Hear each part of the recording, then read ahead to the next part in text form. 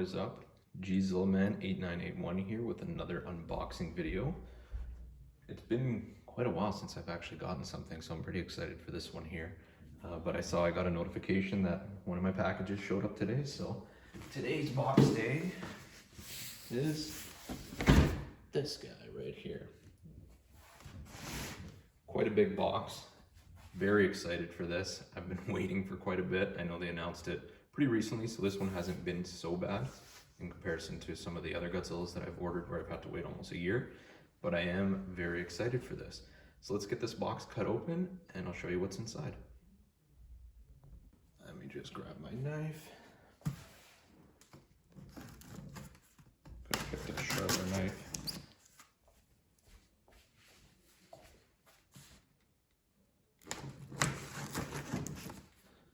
Now I'm hoping this is right side up. I'm not 100% sure, but we're about to find out.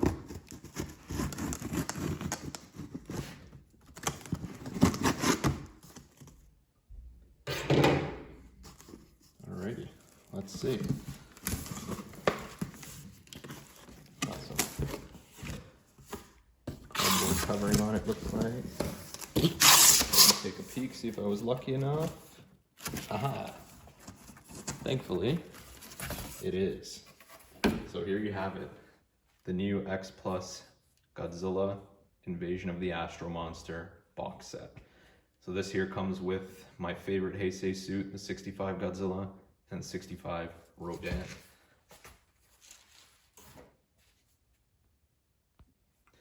So let's get this pulled out of here. Quite a big box, it's pretty awesome. It's a lot bigger than the Godzilla vs. Gigan set.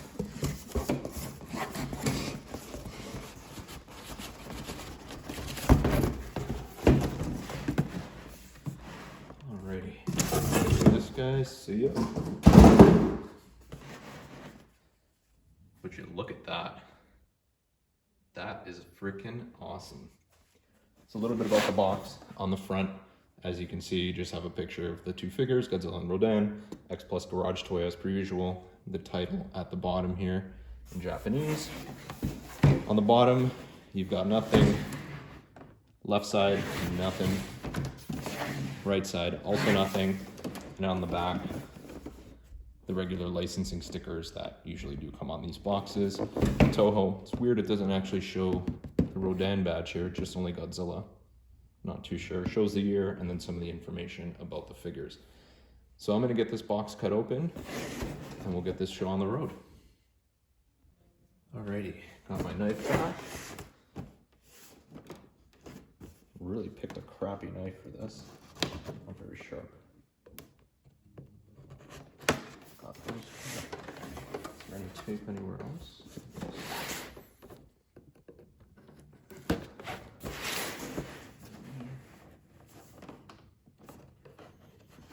One here. Okay. It's odd because you kind of have to open this one upside down.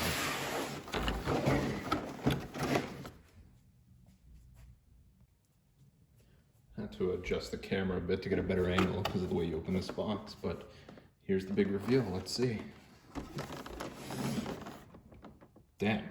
Okay. Rodan is huge. Holy crap. All right. As per usual, it comes with the little instruction manual on how to connect Godzilla's tail. Doesn't look like it shows anything about Rodan though, from what I can see here.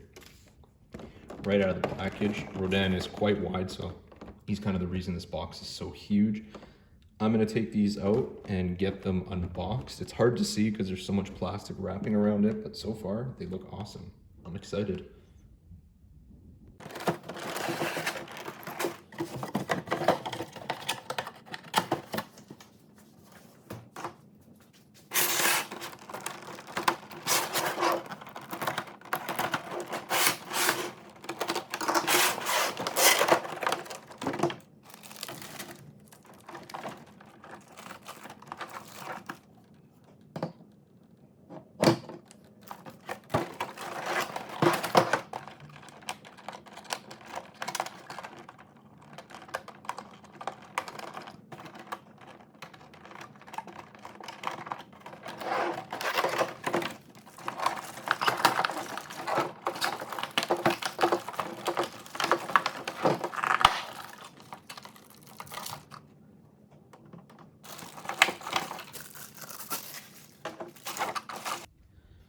first thing right out of the box, I'm kind of surprised Rodan doesn't come with any sort of stand for his tail or for his back end here.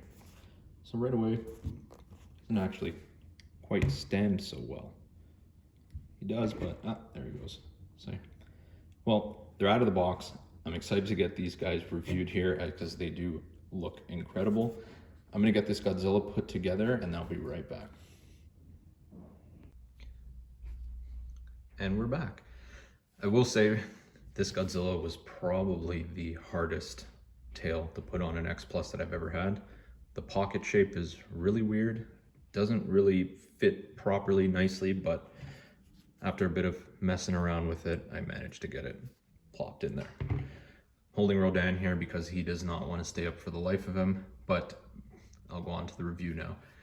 Because these guys are both reissues, I'm not going to look over the suit accuracy of these. You know, they've already been out for quite a while. There's a few nuances with the paint scheme, but nothing was really changed to the body shape and the body style as they did with the Godzilla vs. Gigan set. I know they changed Gigan a little bit on that one, so there's a bit to review there. As for the changes that you have from the original ones, I'll start with Rodan because he does not want to stand. On Rodan, there's a little bit of different coloration in his wings here, which are kind of making it a little bit more realistic, but as you start getting to the highlights, you can kind of tell, it seems like they rushed this a little bit.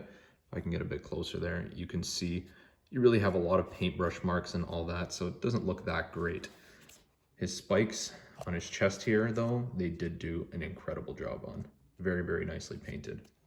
His hands, same thing. They did change the color slightly. They're painted well, not too incredible. And then on his back, they did change some of the coloration on his wings here. I don't think there was anything else from this figure from what I remember. Looks awesome. Does look like it is in space there, as it's a little bit more on the gray side compared to the original one, which was heavier on the warm brown side. Love this figure. The horns look awesome. I like how they're nice and close together. Kind of suits the movie there. But still, great figure other than the fact that he does not want to stand on his own. I'll probably have him on the shelf leaning up against somebody else for the time being, but I'm going to set him to the side. And here's Godzilla now. So Godzilla, there's a little bit more of a considerable difference from the main sculpt that came out previously. As you can see, Rodan's in a timeout in the back because he does not want to stand, and I don't want to lay him down. So on this Godzilla here, you can see on the legs, they've added a bit of dirt. It's a little bit of a brown coloration to kind of show the movement on the moon, along with some of the brown on the back here. Also to encapsulate, you know, the fact that this is the moon fight scene with Ghidorah, and, you know, there's going to be a bit of dust, there's going to be a bit of play on it. So I'm assuming that the suit that they modeled this off of probably still has a lot of that dirt on there, which is really cool. As for the coloration, they didn't change much on the coloration. They did change the spikes slightly. They're, as like with Rodan, a little bit more on the gray side. They're a cooler gray, not as much as a warmer gray as the original sculpt had, which is nice, again, encapsulating the cold, dark aspect of being on the moon in this scene. As for the mouth, nothing really has changed in there. The teeth are still the same. The eyes, they use the exact same sculpt. Looks great. I mean, this is my favorite suit from the Heisei series, or not the Heisei, the Showa series, my bad. And I'm just so happy to finally have one of them in my collection. So next, I'll go on to essentially the pros and the cons of these figures here. Let's get Rodan back in the picture. Alrighty. I mean, really, this one's going to be short and sweet. Other than the fact that Rodan can't stand on his own, which is, I believe, something that was happening with the previous sculpt as well, you guys had a good chance to fix this.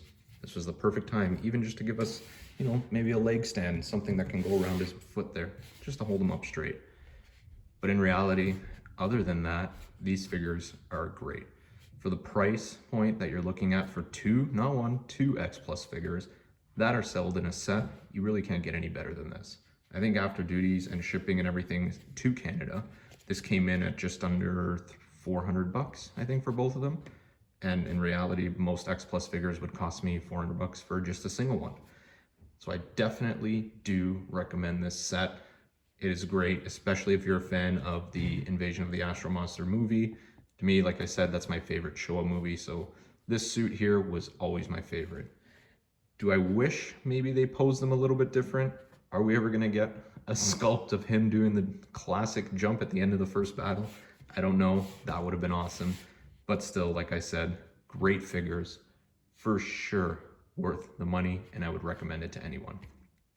Before I close out this video, I'm gonna go ahead and give a nice close-up look at both of these figures as I walk you guys out. Thanks again for watching.